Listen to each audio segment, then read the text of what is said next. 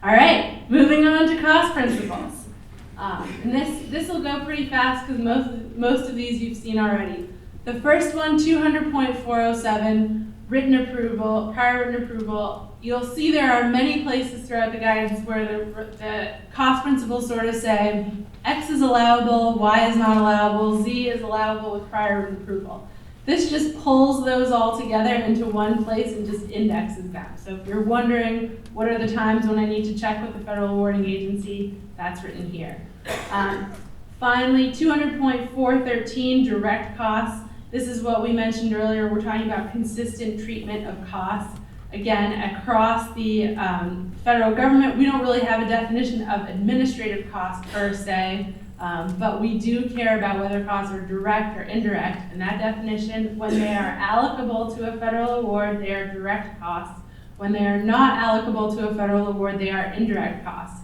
Administrative costs typically tend to be indirect, but when they are directly allocable to an award, if you have a program manager who's spending 100% of their time on one award, maybe what they're doing sometimes is administrative in nature, if that cost is allocable to the award, that can be a direct cost. So that's, I think, the big change on direct costs. Indirect costs, there are three big changes. One, for federal awarding agencies must approve federally negotiated indirect cost rates. Some of you are probably thinking that's not a policy change. Why do we even have them if federal agencies don't use them? And it's been a point of contention over the past years whether federal agencies are consistently using those rates or not. So now the policy is very clear for federal awarding agencies, they must use those negotiated rates.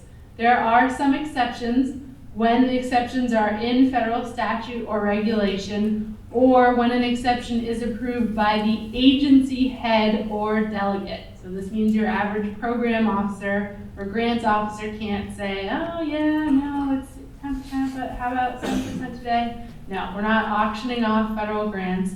If you have a federally negotiated indirect cost rate, that's the rate. Another new change, 10% of modified total direct costs.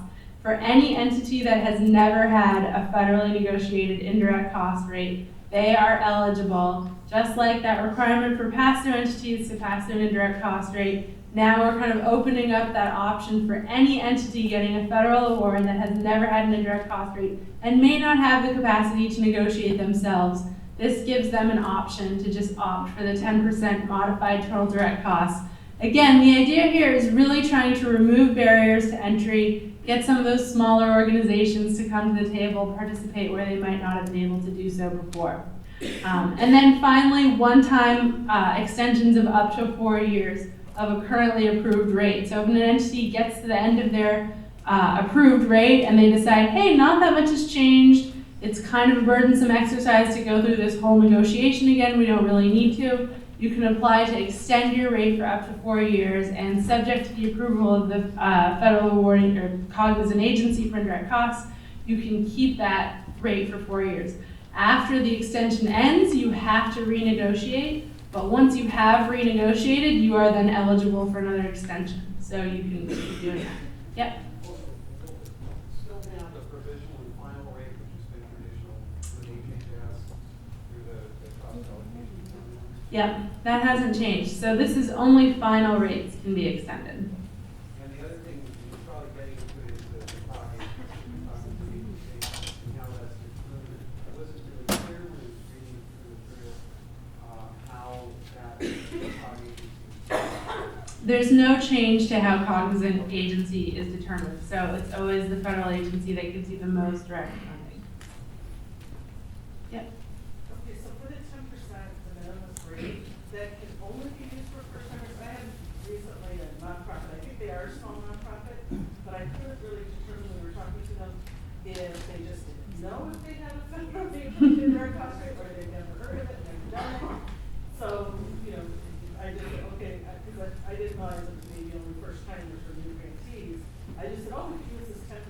Yeah. And so we did, but, and also another situation we have is we provide funds or we have other city departments that receive the federal funds and we're told to treat as subrecipients, or subrecipients. So according to the city controller, their departmental indirect cost rates are not approved by federal agencies. I guess we've never had them. We have the city indirect costs are, but not the departmental. So I was sort of hoping to use this 10% if they don't have negotiated with the federal. But this can't be used like for ongoing business or?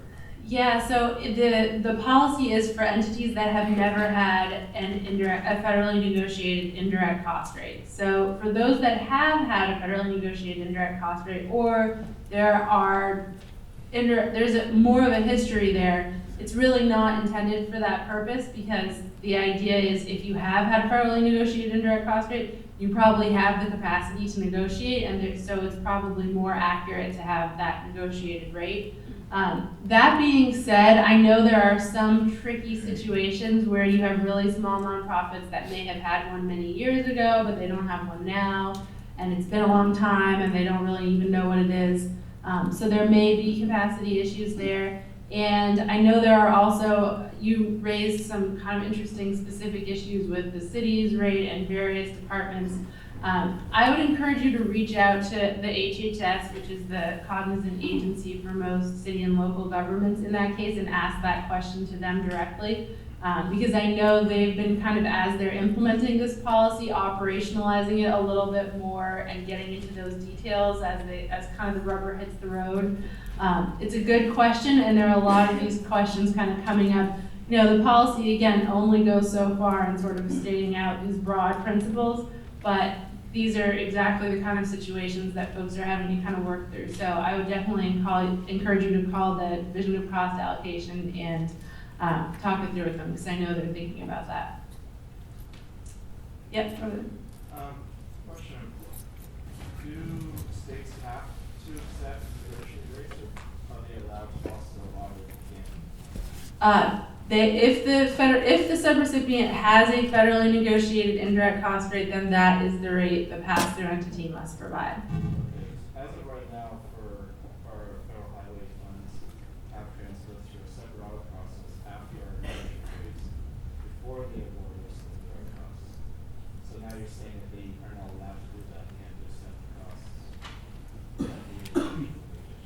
Yeah, so I can't really speak to that particular situation, not really knowing the details, but the way the policy is written writ large is for pass-through entities are required to provide a negotiated rate. If the subrecipient has a federally negotiated indirect cost rate, then that's the rate. If not, then they may negotiate, or they may provide the de minimis rate. That being said, there are some exceptions. It depends, there could be exceptions in statute or regulation that start to come into play. So if there is a situation, it may be a matter of they haven't fully implemented the uniform guidance yet. And again, this is kind of the first year of marriage, so pick up the phone, make the call, ask the questions, remind them of these policies. On the other hand, there may be good reasons. So definitely, if there are questions, I would encourage you to talk it through with them and think about talking to the federal agency as well and getting their take on it. I know the Department of Transportation has been working really hard to implement this across all their various modes, so it may just be working its way down. Good questions. Any other questions on this one? This is a big change here, so. Okay. Keep going, but keep the questions coming. Okay, so this is another big one. Compensation for personal services, fondly known, or maybe not so fondly known, as time and effort reporting. This is one of the biggest areas where we heard administrative burden from recipients, particularly actually from institutions of higher education, where A21 had some very specific examples which over time had become the rule. And so the COFAR, in looking at this particular section, really worked hard to avoid putting any kind of specific examples. And what you've seen is all that procedural language about how to account for time and effort has been stripped away. And instead, what you have is a very broad principle. Charges to federal awards for salaries and wages must be based on records that accurately reflect the work performed. That is the heart of this policy. That is really the bottom line. Charges for salaries and wages must be based on records that accurately reflect the work performed. There are some criteria then for those records. One of them is those records have to be based on a strong system of internal controls. So again, you see that theme of internal controls kind of woven throughout. But with that said, it provides a lot of flexibility for the recipients to design the system of internal controls and the record-keeping system that works best for you. There's no language about how often it has to be signed, or who has to sign it, or how it has to be organized, or what system it has to be a part of. We know there are diverse ways of doing it out there, and so that's very much at your discretion. There's a lot of flexibility. There's also a lot of responsibility there, and this is one of those areas where, again, this is kind of a transition issue, so as folks are designing new systems, not a bad idea to talk to each other. Talk to your pass-through entity, talk to your federal awarding agency, talk to your auditor, say, hey, here's what we're looking at, here are the internal controls we're thinking about. Get that feedback early. Don't wait till you've implemented a whole new system for someone to come in and say, whoa, this looks crazy. Because there's gonna be a lot of new ways of doing things here. Hopefully it will provide really a lot of administrative flexibility, but it's a lot of responsibility as well. There is language there about substitute systems, for example, random sampling, moment in time sampling. This is language that's still there, and I don't know if the phrase substitute system is really accurate since there's no system that it would be substituting for per se. But we wanted to keep that in there because we know there are some programs where those types of mechanisms are really valuable. And then finally, blended and braided funds. See a quick show of hands for folks who are familiar with the term blended and braided funding. Okay, good, a few. This is again that theme of performance over compliance and trying to provide flexibility. So braided funds are those where you get more than one federal award, and say you're a school district, you're trying to increase graduation rates, you have your USDA school lunch funds, you've got your Department of Education funding, they're all kind of going to the same purpose, increasing outcomes for kids. Those funds keep their unique identity, but you're managing them in a very coordinated fashion. Your milestones, your performance measures are all tied together. The alternative, blended funding, is when those funds actually lose their identity and go all together into one pot, and then you're just managing them almost as if they're one grant. Blended funding. So that is now explicitly allowed in the guidance, again, with approval from the federal awarding agency, or if it's multiple federal awarding agencies, multiple federal awarding agencies. So again, this is just sort of one way where that door is starting to open. There's only so much we can say about how exactly it will work, but it's very much tied to when you're looking more at your performance indicators, your performance goals, and you have kind of an outcome goal that's tied to your performance, and you're looking at that, you can blend those funds together and really reduce the compliance requirements associated with each one that you have to report to. And finally, the use of institutional base salary for institutions of higher education. This is a framing that institutions of higher education have been using for some time, so the uniform guidance is updated to use that as well. Fringe benefits, oh, sorry, question? Did we decide you were the only federal person here, right? Just because it has to be approved by the federal agency, I mean, without necessarily naming you, that's not going to happen. And is that also with the innovative approach? The federal agency has to approve that? And I would just potentially think about, in terms of tracking or compliance and those types of things, you may want to look at the federal agencies needing to keep track of the requests that come in and the times they deny, or won't respond, or won't put anything in writing. Because I mean, just seeing that, I would have thought, Yeah. I mean, it's not going to happen. They won't put it in writing. That's a great, I'm really glad you raised that. This is a question we get a lot. Like, okay, this guidance looks great. How are you going to make sure the agencies do it, right? And I know, these are big federal agencies. We talk about them as, if they have personalities, the Department of Education, Housing, et cetera. But in fact, these are thousands of people, individuals who, just like all of us, have, come to work, trying to do their jobs, learning about new guidance, trying to understand the rules. So it's not going to work perfectly. But what I will say, what's actually interesting, every time someone asks me, how are you going to make these agencies comply? The thing that's actually really fascinating about this guidance, it was written by these agencies.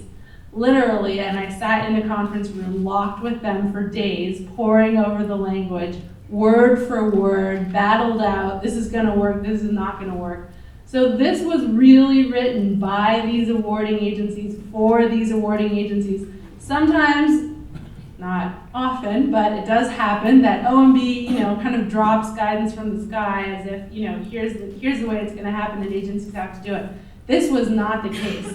This was very much crafted by the agencies with feedback from non-federal stakeholders really taken into account. So, does that mean that every single grants officer has fully internalized it already? No. But at the top, I can tell you at the headquarters, at the grants management level where people are thinking about these policies, they're excited. They wrote it how it works for them, and they're ready to implement it. So, again, not to say it's going to go perfectly. This is definitely that first year of marriage, people are learning it. But give them the benefit of the doubt. Make that extra phone call, try to put it together, ask them if they'll think about it. And if they haven't heard of it, remind them of the guidance, remind them that their agency implemented it. You can point them into CFR to where their agency implementation regs are already there. They've all put it into regulation. 28 agencies, it's in their regs, they've adopted this guidance. So, I think there's probably more momentum than is necessarily immediately apparent. And to your point about making them document how many times they've accepted, this is actually one of the metrics that we'll talk about, M1417. And one of the metrics is, for example, fixed amount awards or waivers approved under M1317. Exactly to that point. We want to know, is it working? Are people taking advantage of this? How's it going? And the final point that I'll make in closing is that that portal is open right now. We want to hear from all of you, non-federal stakeholders as well. We have federal agencies reporting on whether or not they've granted waivers, but what we want to hear is from non-federal stakeholders, is it actually working? What are the policies that work best? Right now, this is obviously baseline metrics because right now, they're just starting to make awards with the uniform guidance, so these waivers wouldn't have necessarily been approved yet, but now's the time to be thinking about it because going forward, hopefully they will be. So, great points. We expect agencies to embrace this because they wrote it and they've already put it in their own regs.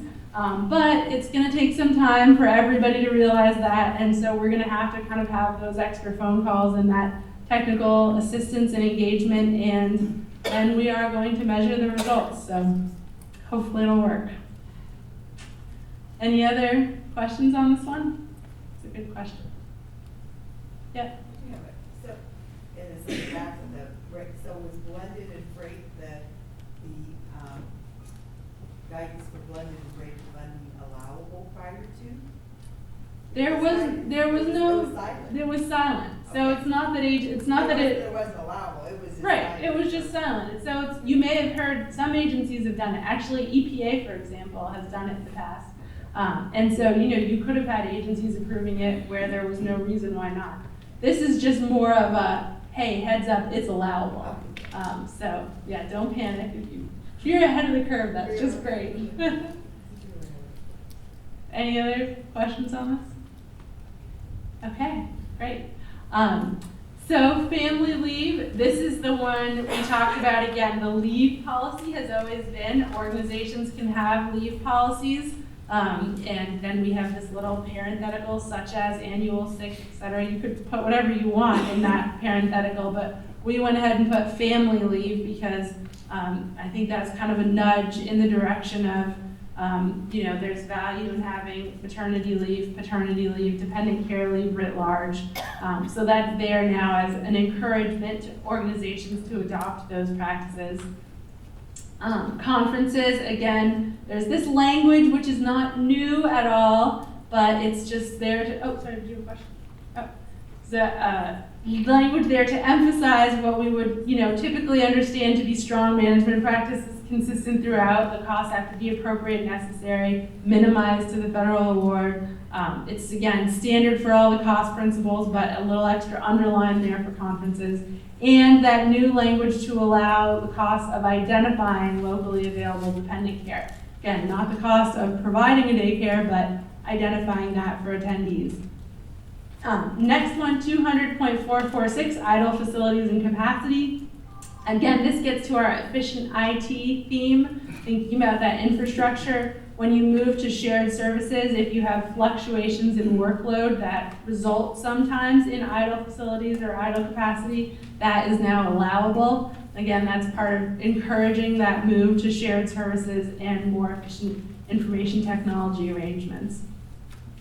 The next one, interest, 200.449, also along that same theme. Financing costs typically were reserved for infrastructure projects, things of that nature. Now we've expanded them to allow financing costs associated with patents and computer software as well. We know sometimes those do have large financing costs associated with them. This policy does not go into effect until January 2016. That's to give federal agencies some time to get prepared for that policy.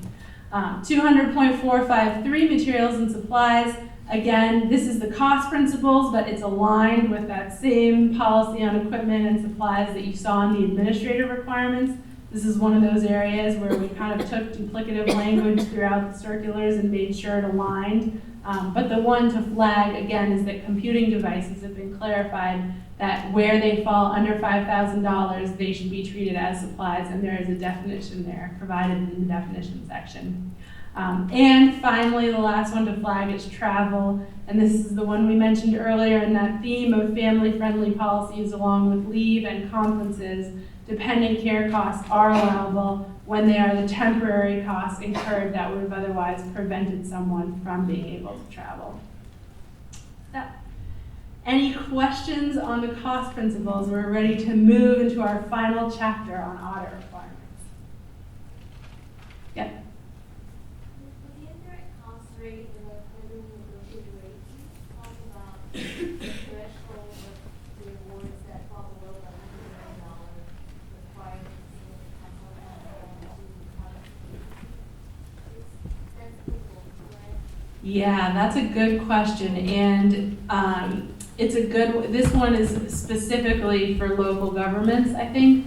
I know that we have talked about that with HHS, the Division of Cost Allocation at HHS, and they have thought through that question. I can't tell you the answer off the top of my head, but I think they are publishing a frequently asked question on that topic. So I would look at their website, and if they don't have it there, give them a call and ask, because this is kind of one of those operational questions that we didn't address in the uniform guidance writ large, but HHS is working through that as they're implementing it. Yeah, I was just gonna add that HHS, they did approve our methodology many years ago. Now our cognizant agency is different. They've never seen the way we were sure if we considered an agency that has a federal negotiated rate, or if we're a first time, now with HUD, that's our new cognizant agency. So, you know, we classify, if they're approved methodology, they're not necessarily the way. Yeah, it's a good question. I can't answer it off the top of my head, but it's worth asking HUD and HHS together. I would definitely make those phone calls, because this is exactly the type of issue that folks are now having to work through as they start to operationalize this. So